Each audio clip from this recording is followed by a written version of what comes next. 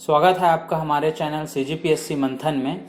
इस वीडियो में हम मेंस पेपर 4 के भाग 3 के साइंस एंड टेक के अंतर्गत भारत में विज्ञान व प्रौद्योगिकी का विकास इसको अध्ययन करेंगे। तो इसमें हम लोग बेसिक से समझना स्टार्ट करते हैं, ठीक है, कि प्रौद्योगिकी की परिभाषा क्या होती है। ठीक है, सबसे पहले हम लोग इसको आसान भाषा में समझे प्रौद्योगिकी को।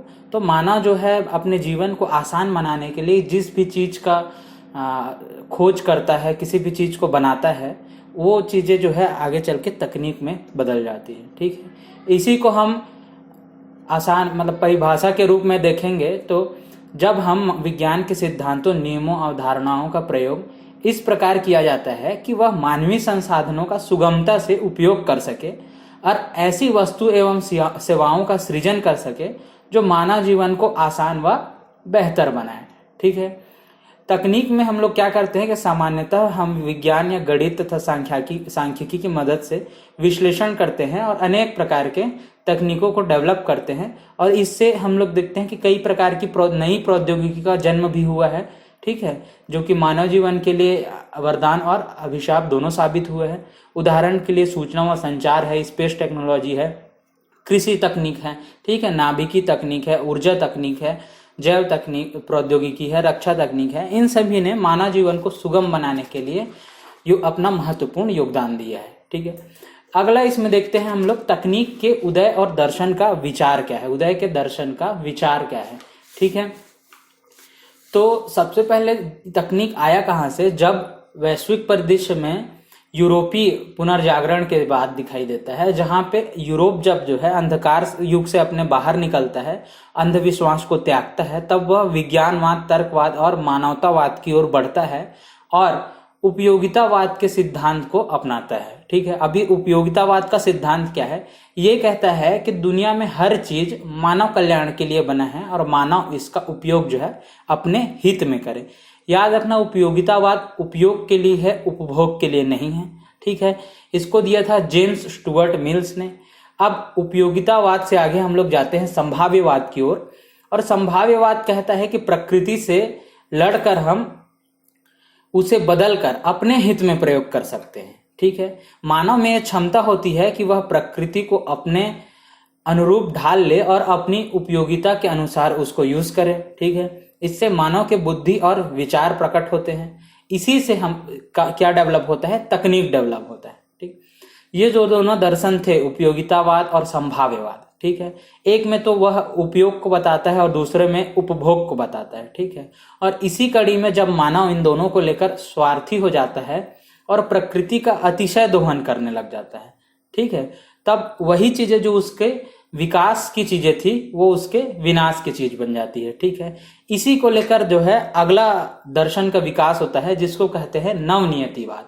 ठीक है, इसका मूल विचार है प्रकृति से सामंजस्य बिठाओ, ठीक है, रुको और जाओ की अवधारणा को सिद्ध करता है। मतलब प्रकृति से द्वंद्व ना करो, उससे आप समन्वय बैठाओ, साहचर्य बैठाओ, उससे सहयोग की भावना में रहो। ठीक है, आप प्रकृति की सहनशीलता की सीमा को समझो ताकि आप उसको अपने हित में प्रयोग कर सके। ठीक, इसी दर्शन के विचार से हम लोग प्रकृति के हित को और अपने हित को ध्यान में रखते हुए EIA आया, पर्यावरण प्रभाव मूल्यांकन। ठीक है, बायोटेक का विकास हुआ, इसमें सस्टेनेबल डेवलपमेंट की बात की हम लोगों ने, और सस्टेनेबल टेक्नोलॉजी का भी विकास इसी दर्शन के कारण हुआ।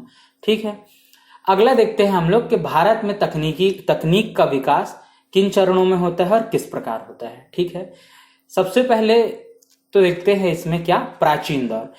भारत का प्राचीन दौर जो है वो समृद्धि का समय था।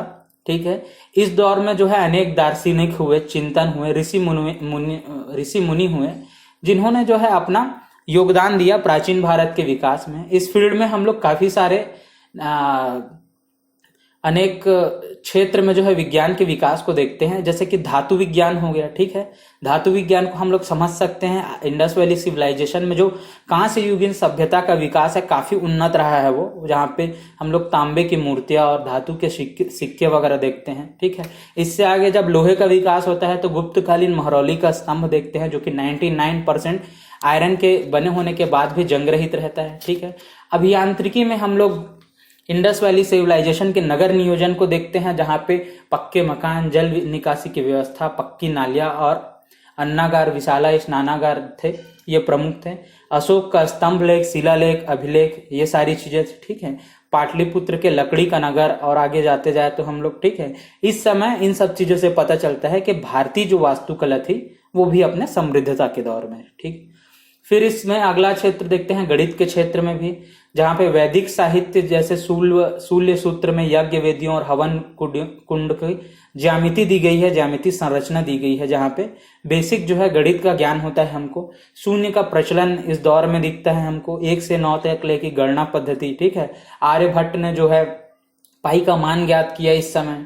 भास्कराचार्य की पुस्तक सिद्धांत शिरोमणि हो गया।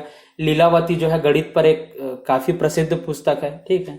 अब जब गणित का विकास हुआ, तब गणित के विकास से ही हम लोग आगे चलते हैं किसमें, खगोल विज्ञान के विकास में, जिसमें कि वराह मिहिर ने पंच सिद्धांतिका और सूर्य सिद्धांतिका नामक पुस्तक लिखी, और आर्यभट्ट ने आर्यभट्टियम नामक ग्रंथ लिखी, ठीक है। खगोल विज्ञान के सबसे वर्तमान में जो हमारे पास साक्ष्य है उसको हम लोग देख सकते हैं, जैसे कि जंतर मंतर में है, जो है उसको राजा सवाई जय सिंह ने बनवाया था, जो कि उज्जैन, बनारस, जयपुर, मथुरा और दिल्ली 5 जगहों पे ऐसी जो है वेधशालाएं बनाई थी, जहां पे समय की हम लोग गणना कर सकते हैं, ठीक है।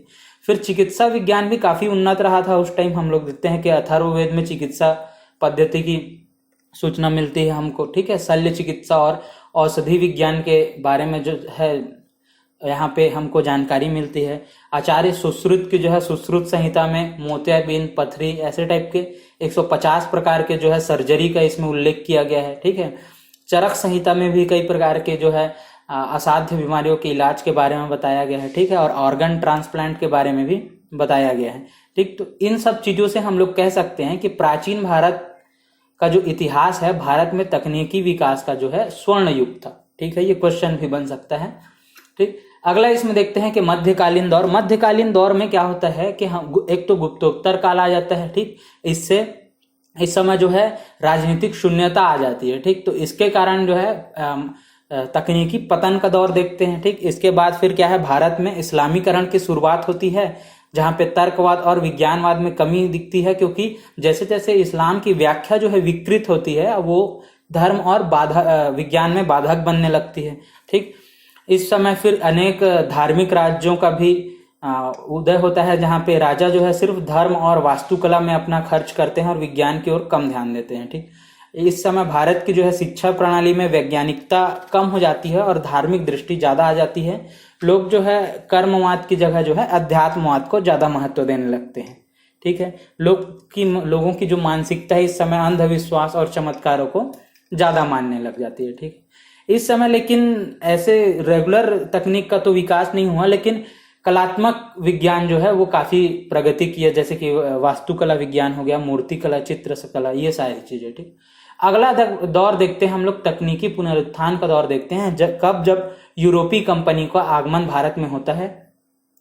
ये जो है पुनर्जागरण का दौर था, जहां पे यूरोपीय कंपनियां यूरोप से अपने साथ विज्ञानवाद, तर्कवाद, मानवतावाद और उपयोगवाद के सिद्धांत को लाती है। यहाँ पे हम लोग पुनः आधुनिक विज्ञान से जुड़ते हैं और आधुनिक शिक्षा प्रणाली को अपनाते हैं, ठीक। जैसे कि अंग्रेजों ने अपने आर्थिक जरूरतों के देखते हुए भारत में तकनीक का विकास किया, इसको नकारा नहीं जा सकता। जैसे कि परिवहन तकनीक हो गया, ऊर्जा तकनीक हो गया, ठीक है, चिकित्सा तकनीक हो गया, संचार तकनीक हो गया, रक्षा तकनीक हो गया, ये सारी चीजें, इनमें उनका स्वार्थ तो छुपा था, लेकिन उन्होंने भारत में इसका विकास किया, ठीक है। और अगला देखते हैं हम लोग इसमें स्वतंत्रोत्तर भारत में विज्ञान व प्रौद्योगिकी का विकास, जब भारत जो है स्वतंत्र हो गया। इसको हम लोग 3 आयाम में देख सकते हैं। पहला हो गया नीतिगत दस्तावेज, जिसमें कि राष्ट्रीय विज्ञान नीति आती है। दूसरा हो गया संस्थागत ढांचा, जिसमें कि इसरो, बार्क, DRDO और इस जैसे जो है इंस्टीट्यूट का हमने भारत में स्टैब्लिश किया, ठीक है। तीसरा दिखता है हमको क्षेत्रवार ढांचा, जहाँ पे अलग अलग क्षेत्रों में, जैसे कृषि, सूचना और संचार, परिवहन, रक्षा, स्पेस, इस क्षेत्र में इंडिविजुअल जो है डेवलपमेंट होता है। जैसे कृषि में पहले तो हरित क्रांति, फिर सदा हरित क्रांति, इसमें हम लोग तकनीक से जुड़ते हैं। यहाँ पे सूचना संचार में टेलीफोन, कंप्यूटर, इन सब चीजें आती हैं, ठीक है। परिवहन में रेल और हवाई जहाज का विकास देखते हैं। रक्षा के क्षेत्र में भी टैंक और मिसाइल्स, इन सब चीजों का विकास देखते हैं हम लोग। और इस समय हम लोग स्वतंत्रता के बाद अपना खुद का उपग्रह प्रोग्राम भी प्रारंभ करते हैं। ठीक है, तो फिर इस वीडियो में बस इतना ही। इससे रिलेटेड अगर आपको कोई भी डाउट आता है तो आप हमको कमेंट कर सकते हैं या फेसबुक और टेलीग्राम में हमको मैसेज कर सकते हैं। ठीक है, अगर आपको ये वीडियो यूजफुल लगा हो तो हमारे चैनल को सब्सक्राइब जरूर करें। तो मिलते हैं नेक्स्ट वीडियो में, तब तक के लिए धन्यवाद।